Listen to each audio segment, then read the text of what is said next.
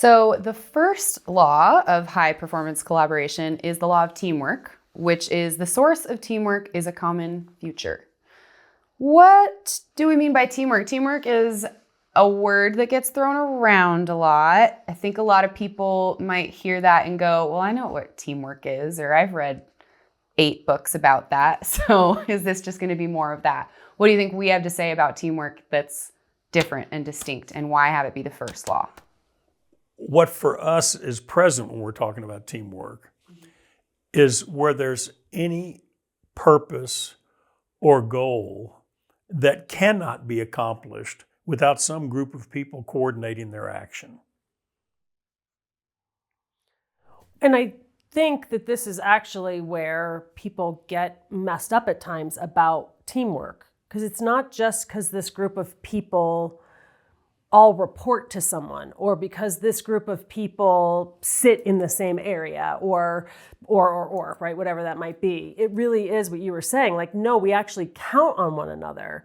And it's one of the reasons why I think there's so much meeting madness in organizations, where they think everyone has to be there when they're not actually dependent on one another for things. You can have people that report to you that actually are in different functions and from time to time may need to be working together, but aren't actually that committed to each other's success for the future, because they don't actually they're not working on the same things. And I think that this is where sometimes people get wrapped around the axle around who has to come together in order for something to be accomplished. Given that so much of my time is spent with executive teams, one of the things I notice are the times they shouldn't be calling themselves a team. Yeah, I was going to say the same thing. Because they're actually, the only thing they have in common is a bank. Or the only thing that they have in common is they all report to the CEO. There are things that can have them become a team, which is accomplishments that require their coordination. Yeah. And there's a lot of times they're just representing different parts of a huge organization. That's not a team. That's like an executive committee. So I do think it's really healthy to say, what are the topics that actually call for us being a team? Because they are the ones that are something we care about. They cannot be achieved without us coordinating our activity. And sometimes asking the inverse of that question is helpful also. Where don't we have to collaborate? Right. Which, whenever I say that, people always look at me a little odd, like, given all the work that we do, why would I be talking about that? But I think sometimes when we try to force that collaboration in a place where I don't actually have a thing to say about that, but now I feel like I have to make a contribution, it slows things down. We're going to talk later about personal preferences then starting to get into the way, as opposed to this common future of something that we're in together, which really is, I think, key when we're talking about teamwork, is how do we create that sense of a common future, of the reason why we all need to be together. What do we need each other for to accomplish that common future? A CEO I really admire did some things over the last couple of years that I thought was really intelligent, which is he has a quarterly in-person meeting of he calls them an executive committee. And what he's done is he's designed that so that it's not everybody's there the whole time. There are the things that everybody needs to be there for. And sometimes that's information issues. We're talking about information power, things everybody needs to know, or everybody would benefit from knowing. But he also creates in the agenda times where other people are relieved. They don't have to be there. And he said what he started noticing when we first started talking about the difference between being a team and being a committee is the times when he could tell people were working on their email or doing something unrelated to what was happening in the room.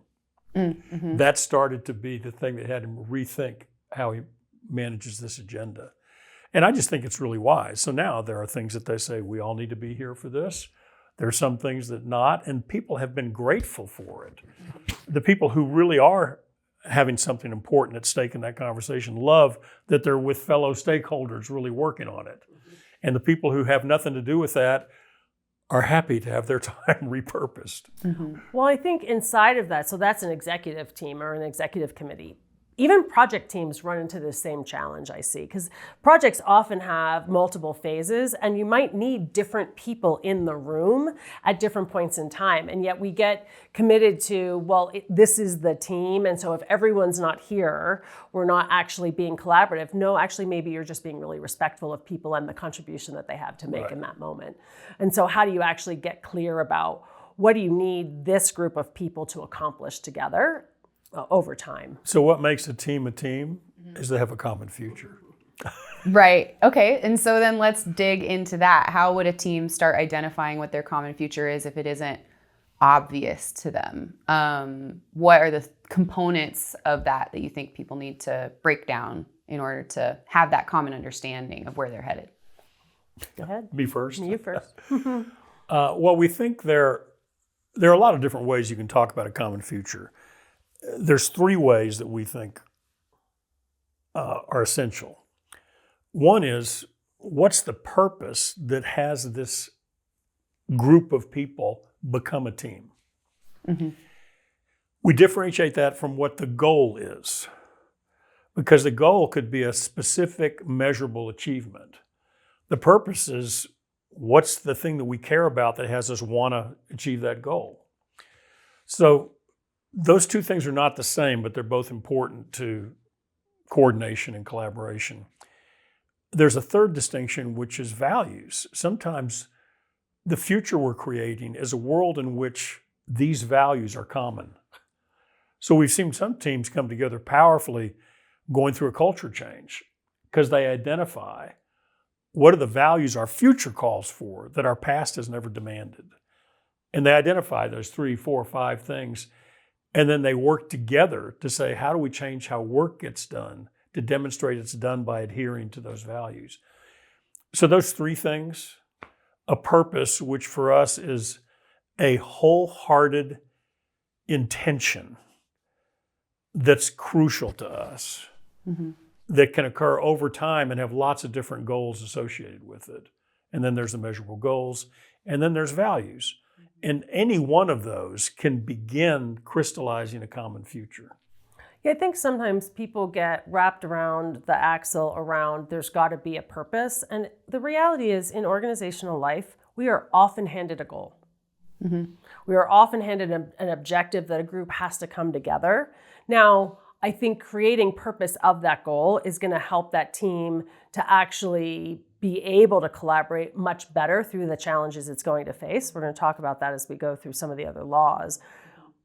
But don't think that without a purpose, if you're not given a purpose by whoever's asking you to complete the goal, that they have somehow fallen down on the job. No, maybe it's up to you all to actually figure out what's at stake, what makes that goal so important to you, which is a big part of the work of getting a team formed, is really understanding what are the unique points of view that each is bringing to the work so that they can figure out what is the thing that we have in common. Because common future, I think, is one of the important elements of this. It's not just a future, it's a common future, something that we actually all care about and are committed to. Mm-hmm. And when you put people from different parts of the organization together, that can feel hard sometimes. Yeah, I think that my experience of what makes that hard, the lack of clarity on the why. People get together because they think they have to. It often turns into a report out kind of environment, or so often I hear the round robin kind of meeting. Well, this is what my team's working on, blah, blah, blah. This is what my team's working on, blah, blah, blah. And everybody walks away going, that was a waste of my time, or those feel so boring and dry. And it's not utilizing that space to learn from one another about what's actually possible because we're conscious of each other's contexts or what is there for us to do together. But I think that it's hard for people to understand they need to go back to well, why should we be in conversation together? It just feels really obvious to them, and it's actually not very clear. There's lots of times we see teams come together because some new goal has been declared, like you just said. Something that we do frequently is you'll have these people that are there, and if you start out saying, why are you here? Sometimes somebody will go, because I was assigned, or I was voluntold. It showed up on It showed up on my schedule. We know that's not going to have the power of a common future. And so what we'll do is say whatever we do know about the goal. So the request is that we produce X result by Y time. And the belief is that can't be done without all of you somehow contributing to that. We want a question that we'd like you to explore. And often when I do this, I'll say, if there's 10 people in there, I have them do it in pairs first to make sure everybody engages. So here's the question. For you personally, what is important or could become important if we achieve that? Mm-hmm. To have people stop and reflect on, well, for me, what is or could be important about this?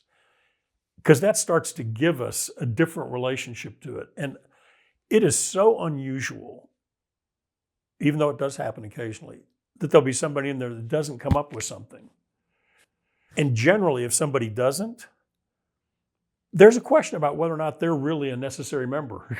Mm-hmm.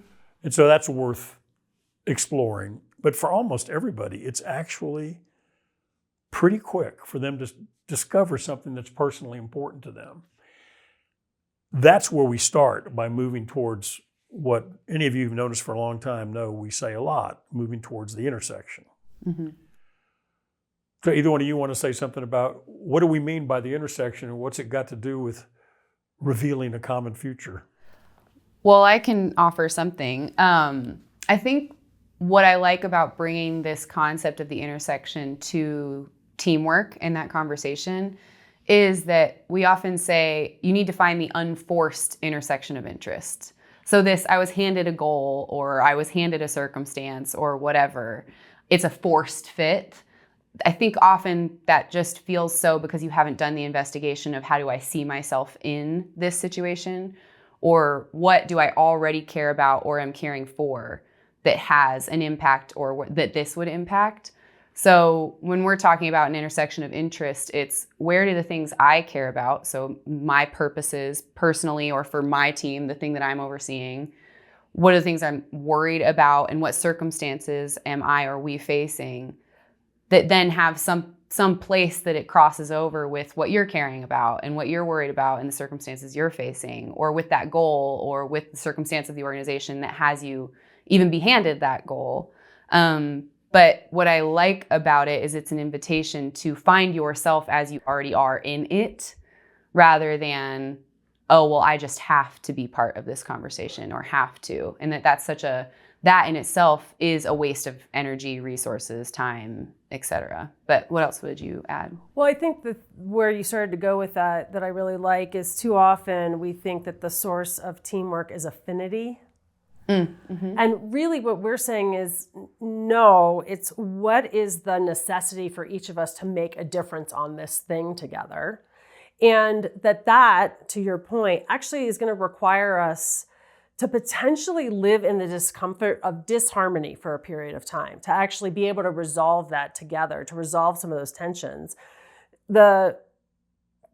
What we see when teams, particularly cross-functional teams, when you pull them together, there can feel like there's so much tension because you do have different objectives in the organization. And so perhaps you have different objectives that pull you in slightly different directions. Things like, I use our clients that are in the insurance industry all the time because it's pretty obvious that if your people that are in sales and your people that are in compliance are all thinking about the same things, you're going to have a business model that doesn't work very well on one end or the other. You're either going to be selling things that are so risky that you're going to put the business at potential harm's way, or you're going to be selling things that are so boring, right, and not innovative that nobody actually wants. But you need both parts of that to actually find those creative solutions. Mm-hmm.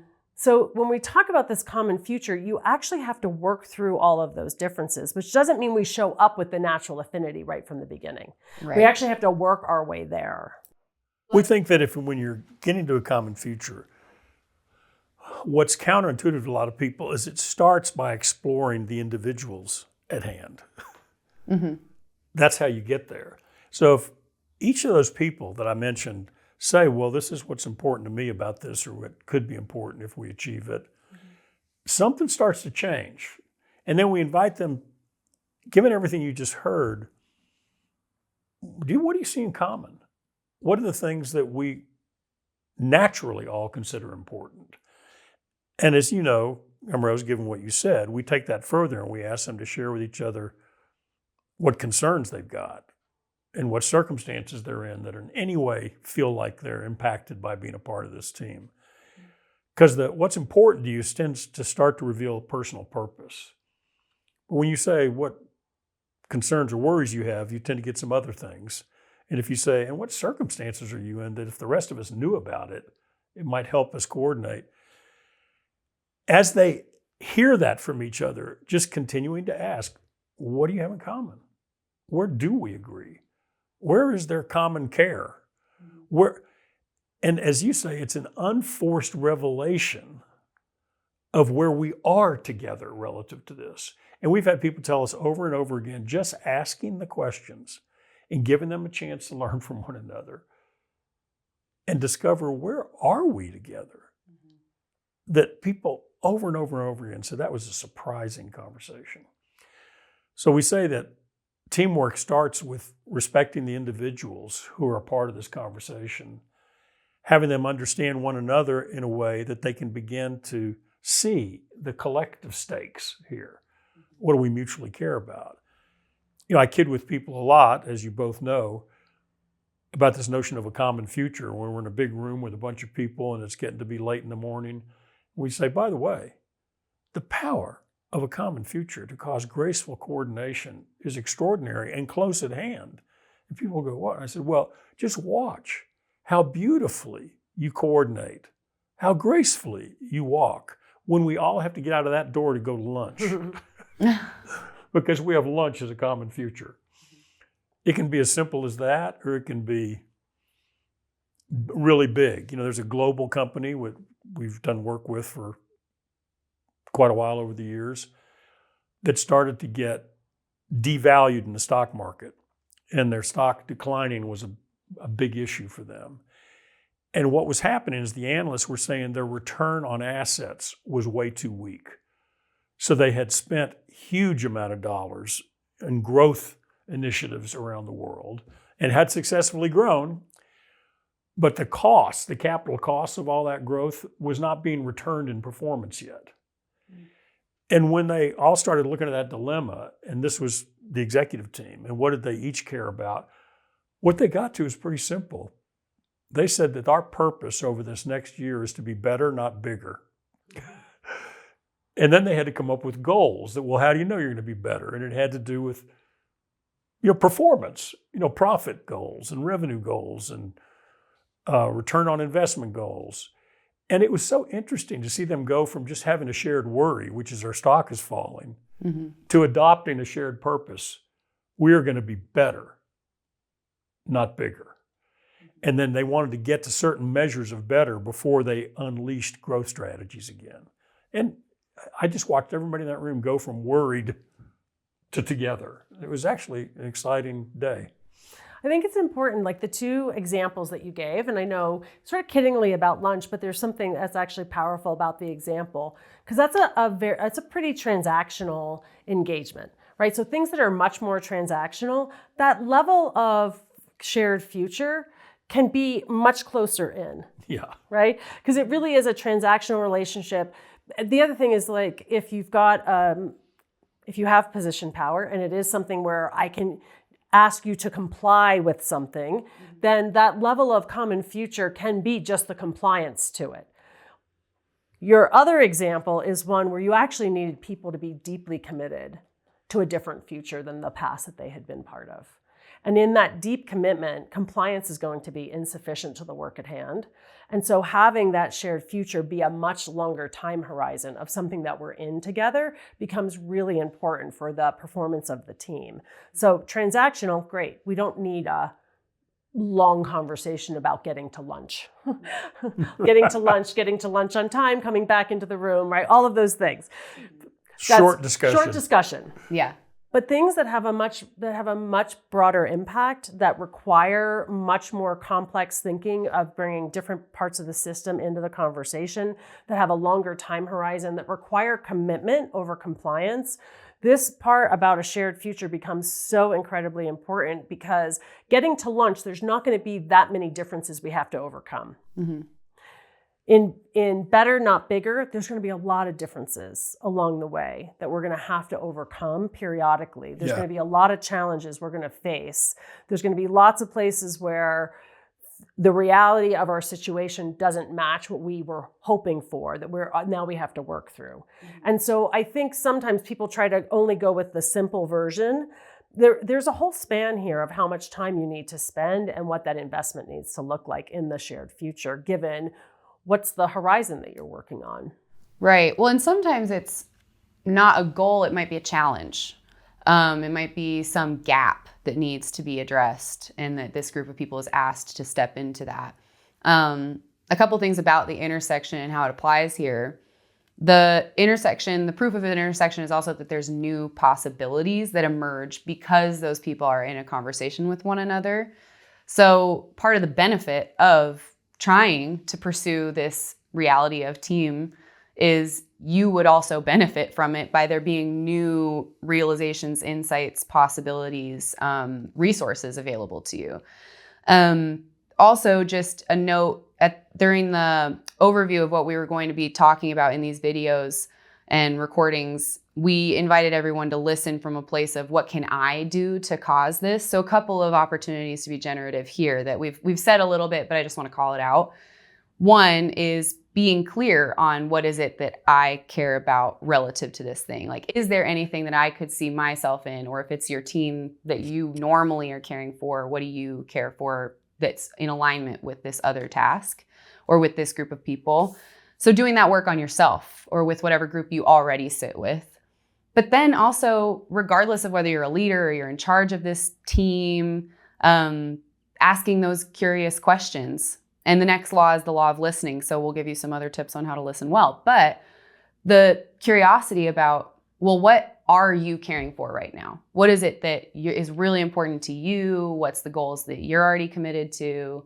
What worries you about being part of this group of people? Is there anything about that goal we just got handed that you're feeling some resistance to or you're not on board with? And getting investigative with people, being really interested, actually invites them in. So that's an example of using the credibility power that you have, as we mentioned in the overview, to generate more value, regardless of your position, power, or authority over the people that you're with. I think there's two sides to this. So if I'm the person who has position power and I'm inviting a team to pursue a goal, the more context and the more purpose I can provide to them at the start, the more helpful that's going to be for that team coming together. And if I fail to do that, the rest of the team sitting around and going, well, Robin didn't give us the purpose, is not all overly valuable. Not super helpful.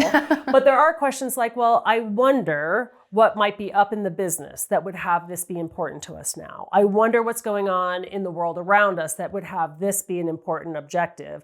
I wonder what's on the minds of our executives that has this be something that's important right now. So you can put yourself in other people's shoes to start to generate that purpose for yourself and not have to wait for someone to hand it to you. Mm-hmm. Yeah. I think you were talking about this spirit of inquiry, MROs. There's a slightly different vantage point if you're exploring teamwork too, which is different than the one where it's being given to us. Mm-hmm. And I think sometimes when I, as an individual, have something new that I really am beginning to think is important, there's an interesting inquiry you can do that has at least a couple questions to it. One is, once I've said, well, this is the purpose I care about, the goal I care about, okay, who are the people with whom I must interact in order for that to happen? Mm-hmm. So for me to stop and consciously start to create the potential for a team. And I think it's really, really productive when you do that. Who are the people? Sometimes we have people, as you know, we do this crucial few analysis about on a scale of 1 to 10, how already aligned are you? How productive are you? And so you start to see who you need to work with. However, just stopping and consciously inquiring with whom must I interact in order to make this happen almost always reveals some things that people weren't automatically thinking. The second question I really love when you're creating a team is who benefits if we succeed? that starts to reveal other people. It starts to reveal resources. It starts to reveal people you can make requests of to ensure that the team is successful.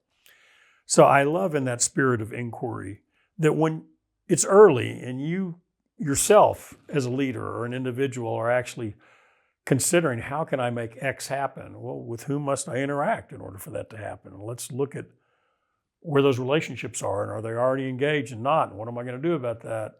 And then the second is, who benefits if we win? Because I think that reveals a lot of resources and potential support mechanisms. Mickey, I wonder about a third question in there, particularly in really complex systems, which is, and who might be negatively impacted? Because I think we often wait too long to bring that voice into the team, and then we run into that resistance later. And actually having some of the folks that are going to be challenged by whatever the change is or whatever we're trying to enact, help to be part of the solution so that they're not the ones that are throwing up the roadblocks later, is another, depending on what the challenges that you're tackling, could be another really important question to ask early and not wait to think you're going to convince them of it later. Right.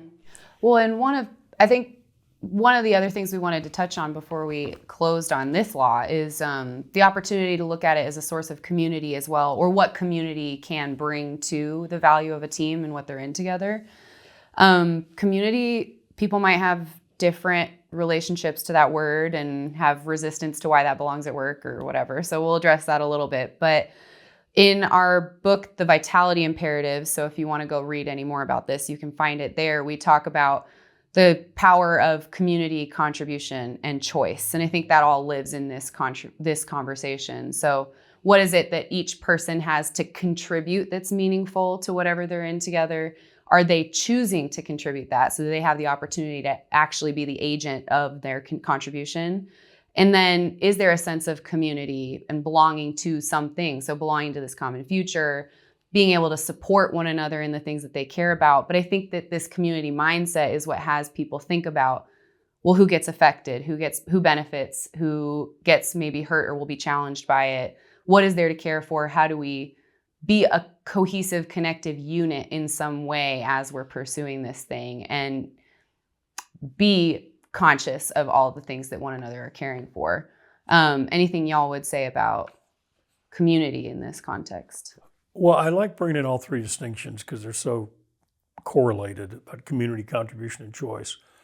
I think what you just said about who could perceive this as a negative or be potentially negatively impacted on it, that's an example of a kind of question you'd ask if you were caring about community. Because not everybody's happy all the time. Well, what makes a community? A community generally has got both purpose and values that are really distinct. A team can actually disappear when a goal's accomplished. A community stays together from goal to goal to goal, or even during periods of time where they don't have a distinct goal other than we're going to be true to who we've promised to be with each other and our purpose and values. So that spirit of belonging starts with caring for the quality of a future, not just the particular transactions that would be good. And I think that's always got purpose and values in it. It also is an opportunity for people to contribute. And the word belonging gets used a lot. When people experience belonging, they experience giving something that other people are happy to get. Belonging is not just people allow me in the room. It's people value me. People are actually pleased that I'm a part of this. So contribution is huge in being able to have a community maintain itself, that people experience being a valuable contributor. And then choice is the people being related to honestly is you are always choosing whether or not you're giving your wholehearted participation. So Mickey, what it sounds like you're saying to me is that contribution and choice are actually what aid a community being able to be vital and stay together longer. Because we see so many groups that they come together and then sort of fall apart on the edges over a period of time, and that by having choice and contribution be essential elements, that community actually will endure for a much longer period of time. And the health of the team is going to be looked at in every one of the following laws. And you're going to see in there's things that actually help with the experience of contribution and choice. So we'll get to those. And the rest of the laws, if there's something off, will affect whether or not this experience of teamwork is a valuable one or exists at all. We have included in the show notes resources, so anything about the intersection, you can find a tool there with a bit more information if you want to investigate that a bit more. We'll also include anything else that's related from our conversation here. And we'll see you in the next episode, which will be about the law of listening. Thanks, everybody. Time for lunch.